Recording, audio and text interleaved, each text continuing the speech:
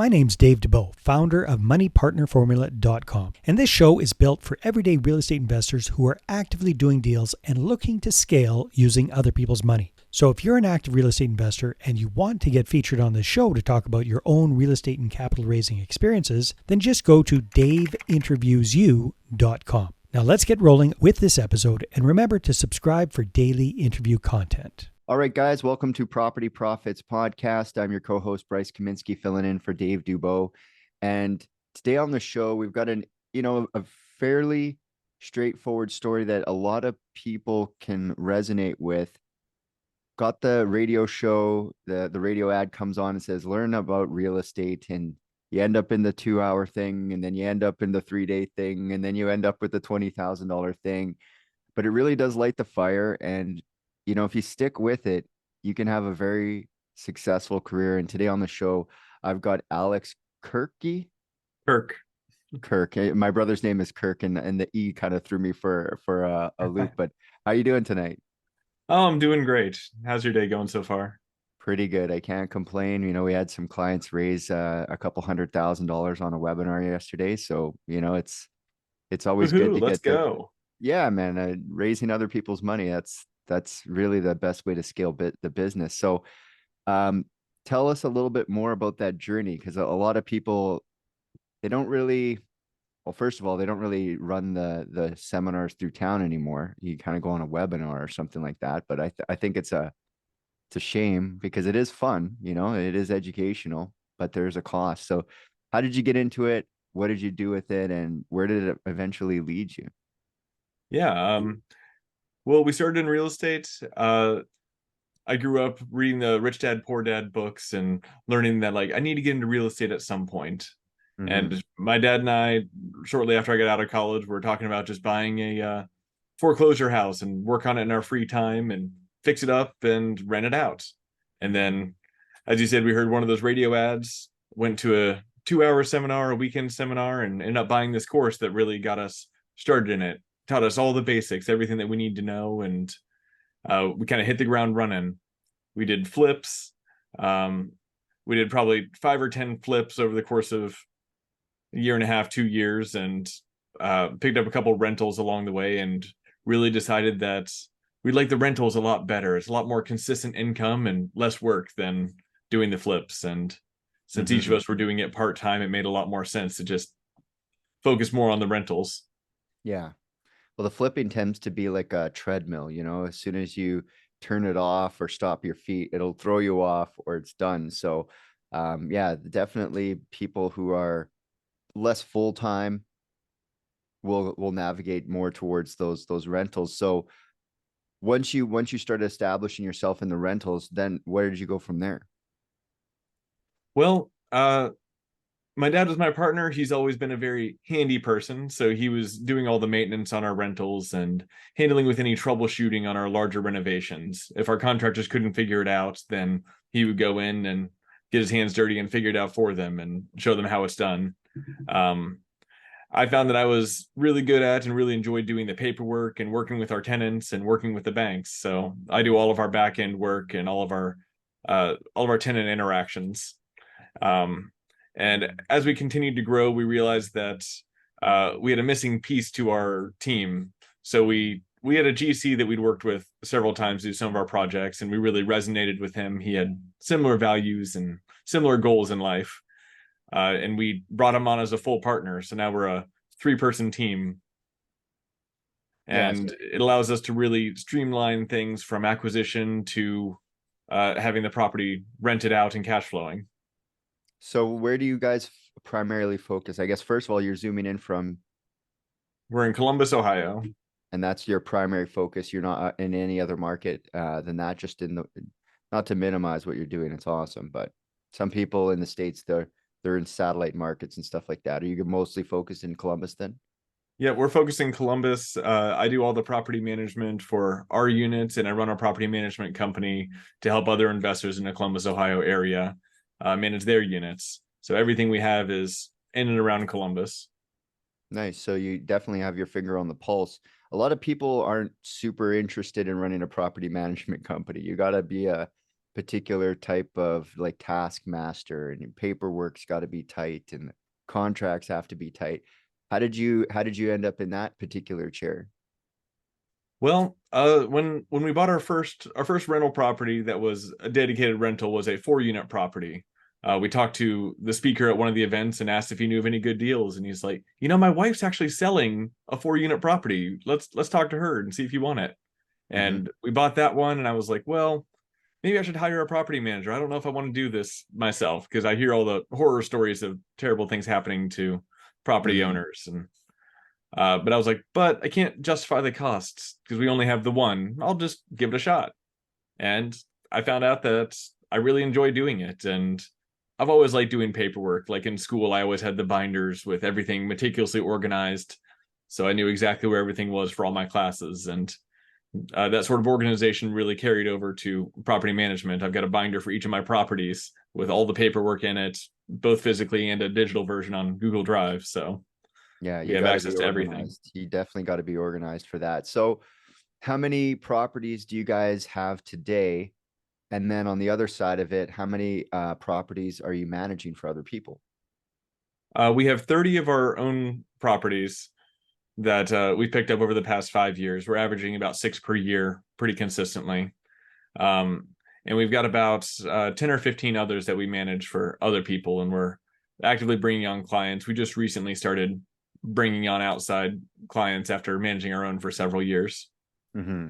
Yeah, it seems like a natural progression. The infrastructure you can handle more and more as it goes. So, um, about five a year, and that's collectively among the partnership. And how are you guys financing that stuff so far? Yeah, that's among the partnership that we all spend part time in. Each of us are doing full time work outside of it. Mhm. Um, my dad is doing handyman work. Our GC is doing GC work. I've got the property management, and my wife runs an exporting business that I work with as well. Um, we financed all of it through private money and a little bit of hard money. We've got two main private money lenders who loan about $500,000 or $600,000 to us, and that'll do 2 or 3 projects at a time, which is what we like to have rolling all the time. And then we fill with hard money if there's ever a good deal that comes up and we don't have enough private money available at the time. So what is your average cost of acquisition, and what kind of unit is that you're primarily focused on in the Columbus area? We like to buy duplexes and quadplexes. We like to buy them for between 60 and 75,000 per unit. We try to be all in between 80 and 100,000 per unit. Okay. So yeah, I was like, okay, they got 500,000, but those units are a little bit capital intensive. Are you finding that um with these units that you're still able to cash flow these properties once you've returned the capital, or are you parking the capital? Like, are you recycling that same capital, or are they invested and you're getting mortgages? How's that working for you guys? We usually do a refinance after we're all done with it. So we do the Burr strategy. We Hmm. usually end up leaving about $10,000 to $20,000 of our own money in each property to get our private lenders their principal and interest, and then we recycle the money as quickly as we can. Um, we just got a refinance done recently and gave $100,000 back to our private money lender and paid off our hard money lender on that one. And now we're Okay. about to pick up another one that we're going to need about 85,000 of that private money back to do another deal. Hmm. So you've got a good process of cycling the capital, and it's the right speed and the right pace. So what what I like to ask when people are like got a good business and it's moving along, what do you think is, you know, your competitive advantage, something you find easy that other people maybe, it's more difficult for them? Hmm. Um, on the management side, we're a smaller company, so we're a lot more responsive at this stage. Hmm. Um, uh, like the clients that we brought on recently have been excited that we get to their property quickly and can get it turned over because we have everything in house. We got the GC and the maintenance on Hmm. staff, so we're not spending a lot of time looking for contractors. That's all our GC does is looks for contractors and handles jobs. So he's got that Nice. whole piece pretty nailed down. Um, Yeah, go ahead. I was gonna say a lot of our acquisitions come from wholesalers. We do lots of networking with wholesalers. We love paying them their wholesale fee to do what they do best, while we focus on what we do best. Which is like turning the property around and getting it tenanted. Cool. Yep. So, um, are you guys more of a deal first, money second, or do you get the money all lined up and go shopping for a deal? How does that usually play out for your acquisition strategy? We usually find a deal, and then we run it past our private lenders, and we say, "Hey, we've got another deal. How much money do you have available?" Mm-hmm. And if they end up not having enough, then we talk to a hard money lender, and we have HELOCs on our personal houses that we can use to fill in money while we get private money lined up if needed. So we like to find the deal first and then bring the money to make it happen. And that's with the wholesalers that you're primarily working with, right? Yep, it's a pretty quick process. Once we find something that really hits our buy box, we can tell within 24, 48 hours if we're going to have the money to do it and get everything lined up and ready to go. So with all the stuff that you guys have accomplished in your real estate investing so far, what would you say is your biggest obstacle these days?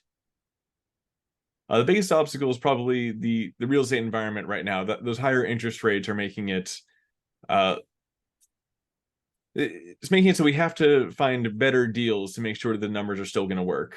Mm-hmm. We work with a lot of lower income properties, a lot of affordable housing. We work with Section 8 on about 30 or 40% of our properties right now.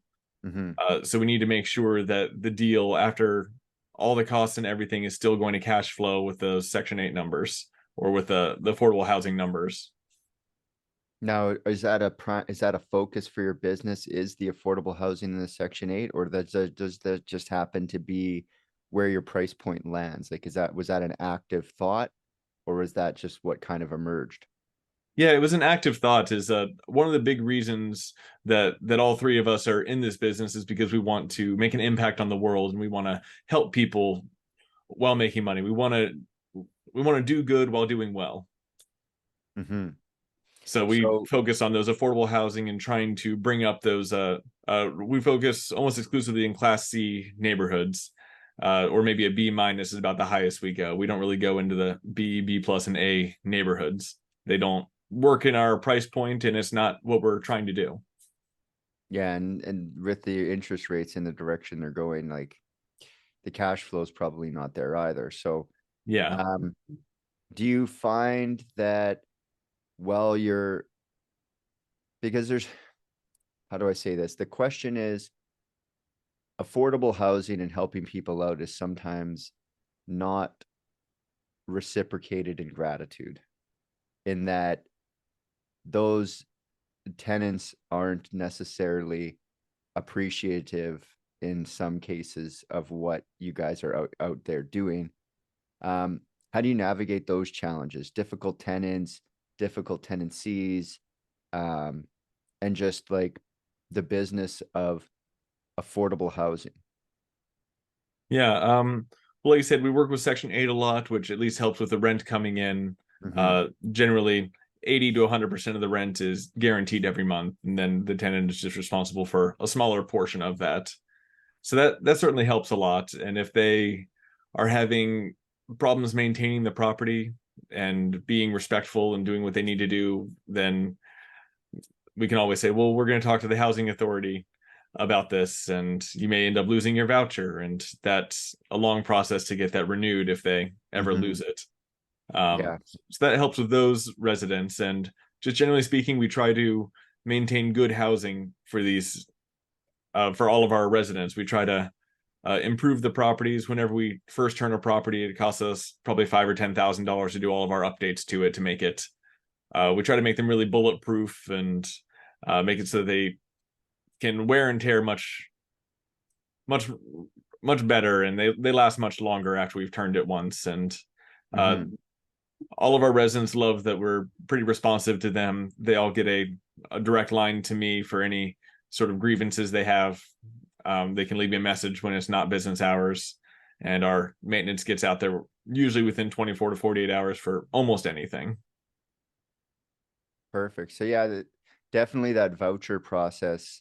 Um, seems to create some responsibility, and that if they get their voucher removed and at the process, some people just stop trying to get it all together. They're just like, oh, I guess I'm a cash renter now.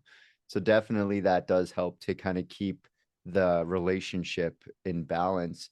Um, is the future for your business to continue to grow in Columbus, or is it in other markets? You know, you were saying that the interest rates and things like that, how do you guys plan to navigate your future acquisition? Well, our goal is to continue growing. I have a personal goal of at least 250 units.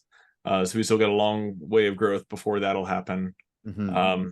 We're going to primarily do Columbus, and we're going to slowly expand into the nearby markets and bring on more property management personnel as needed to handle those properties. Cincinnati and Cleveland are just a couple hours away, and those are also fairly large markets with pretty developed real estate market that we can work in. So we're planning to continue expanding. We're hoping that interest rates will come back in line and come down another 2 or 3%, and then it'll be a lot more sustainable than it is right now. We can still make them cash flow. They just don't cash flow as well as we want them to. Mm-hmm. So how many years is it going to take to get to 250?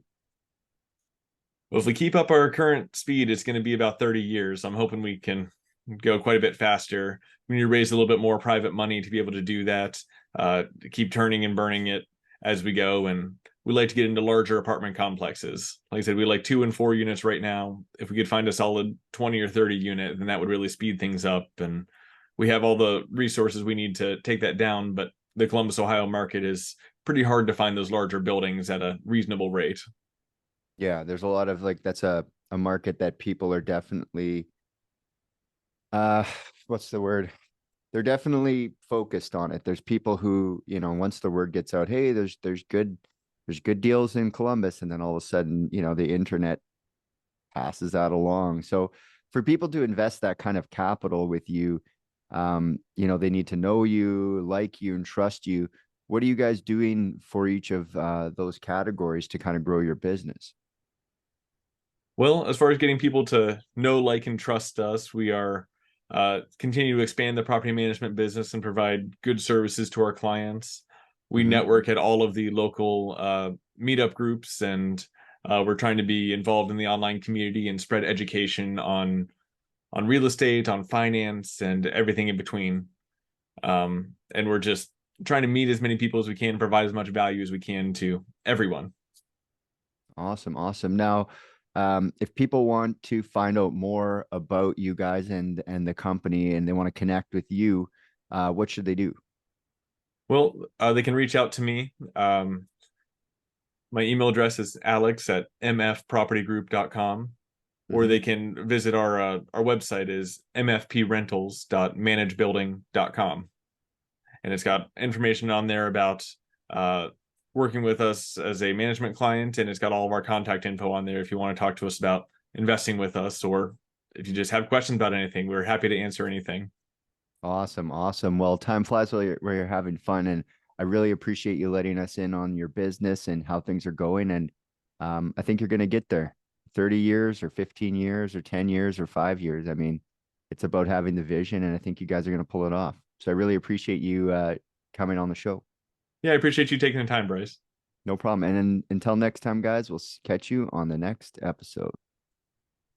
Hey there, I really hope you enjoyed that episode. And as always, if you want to listen to more daily interview content, make sure you subscribe. And if you're an active real estate investor and you're doing deals and you'd like to get featured on this show, then just head over to daveinterviewyou.com. Now at moneypartnerformula.com, we help real estate investors to create a process for predictably getting capital so they can do more deals without relying on hard money lenders or the banks.